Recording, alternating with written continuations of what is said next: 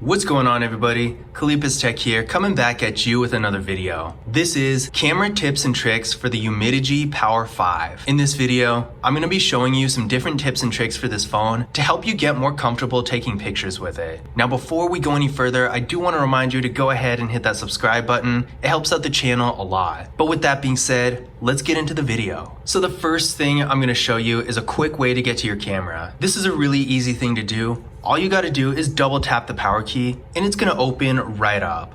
You don't even need to change anything in settings because this is active by default. Now, this is actually not the only shortcut for the camera on this phone. Usually phones will only have one shortcut, which is pretty much good enough. I mean, opening the camera isn't really that hard, but one really cool thing about Umidigi phones is that they tend to have lots of different ways to access certain features. So the second camera shortcut actually has to be activated in the settings before you can use it. And to do that, we're gonna go to our settings, go to Smart Assistant, Gesture Control, and turn on 3-finger into the camera.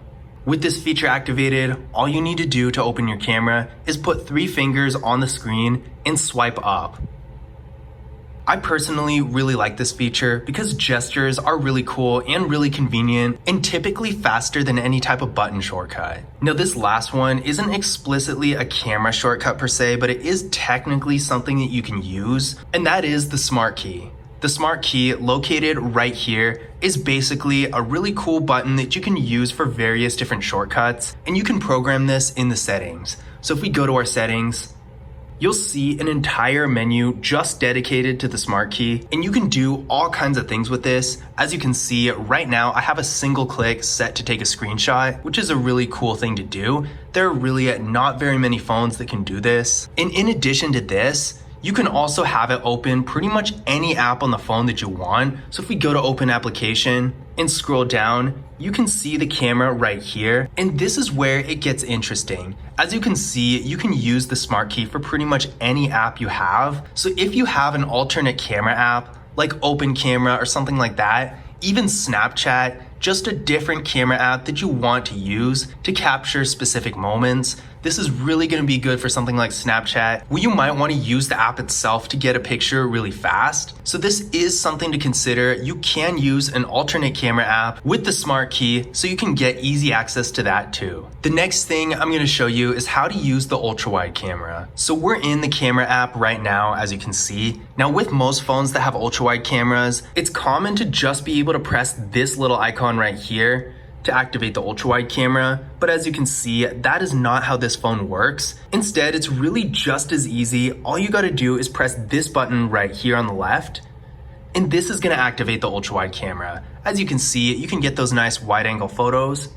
And of course, when you want to go back to regular mode, just tap the button one more time and it's going to go back to normal. Now, of course, the opposite of an ultra-wide camera is the macro camera, and that is actually just as easy. I feel like it's a little bit more convenient on this phone than it is with a lot of phones that have macro cameras, because with a lot of phones, the macro camera ends up being a completely separate different mode that's usually down at the bottom here or in the extra panel. But with this phone, the macro camera is just right here.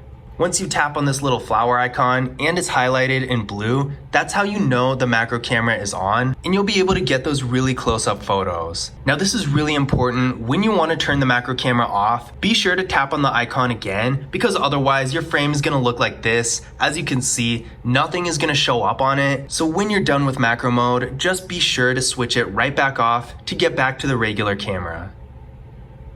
The next thing I'm going to show you is a feature called Touch Capture. This is a really cool feature that allows you to activate the shutter by touching anywhere on the screen. It's really cool if you're trying to take a picture with one hand, maybe holding the photo at a more awkward angle, like for example, like this. It's really hard to reach the shutter with one hand when you're holding the phone like this. So Touch Capture is the perfect solution to this problem. To activate Touch Capture, go to Settings and simply toggle this on. Again, with Touch Capture, all you need to do to take a photo is tap on the screen. Now, this feature is really cool, but when you're taking a photo in a normal setting, it can get a little annoying, especially when you're trying to tap on something in order to focus on it, and then the shutter just goes off in the middle of it. that does get pretty annoying. So when you don't need this feature, be sure to switch it back off so it doesn't do that. Again, to switch it off, it's pretty straightforward. All you gotta do is go back to settings and make sure it's toggled off.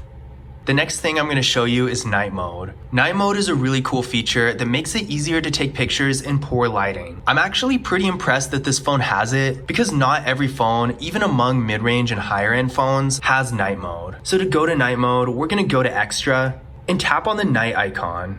With night mode on, you'll be able to take better pictures in darker settings, and when you want to turn it back off, simply press the X right here.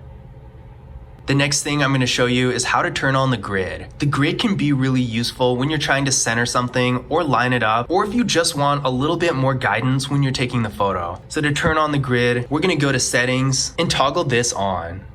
With the grid line on, it's going to look like this, and it's going to be a lot easier to see if something's level or if it's in the center of the frame. If you get tired of the grids, because they can get annoying after a while, especially if you don't really need them, all you got to do, of course, is go back to your settings and turn it right back off. Now I'm going to show you how you can control your flash. So by default, the flash on pretty much every phone is always off. And to change this, you're going to go to this icon right here on the top left, and we have a few different options. First, we have auto, and this is basically going to judge whether or not to use the flash based on your lighting. So this relies on the phone's sensor, and in theory, it should always get the perfect photo, but no phone has a perfect sensor, so sometimes it'll go off when it doesn't need to go off, and other times it won't go off when it should. So while auto mode is useful at times, there are gonna be lots of situations where you're gonna specifically want flash on or off. Now, as you probably would expect, the flash mode is just gonna flash no matter what happens. So even if you're in really bright lighting or really dark lighting, it doesn't matter, it's still gonna go off. The next thing I'm going to show you is how to change the aspect ratio. This is really useful if you want to take a picture for a more specific purpose, most commonly if you want to get a 16:9 photo, because this aspect ratio is typically really popular on certain websites and social media platforms. And with this phone, you can change the aspect ratio of the photo itself to 16:9, so you don't need to worry about cropping it later. To do this, we're going to go to our settings, go to picture size, and here you can choose from several different aspect ratios. As you can see, the default is 4:3. There's also a 16:9, and there's even a 20:9. Now I'm not sure how popular 20:9 really is, but it is cool all the same that you can use it. My only complaint here is that we don't have a 1:1, because I feel like 1:1 is not only really common, but it's also pretty popular, even though Instagram has been changing their aspect ratios to allow 4:3 and stuff like that. 1:1 is still the dominant preferred aspect ratio for the platform, and since I'm sure a lot of people who have this phone are going to be using the camera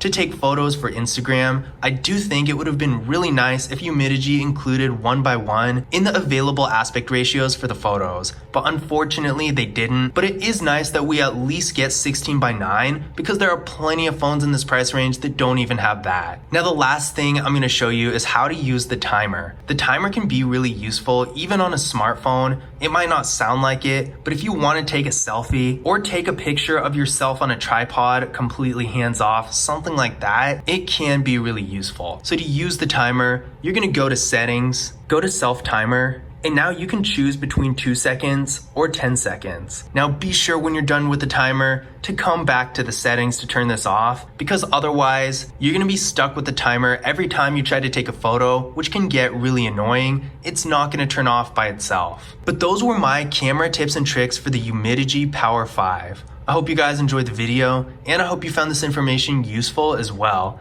If you did, don't forget to leave a thumbs up and subscribe to the channel. And as always, I will see you in the next video.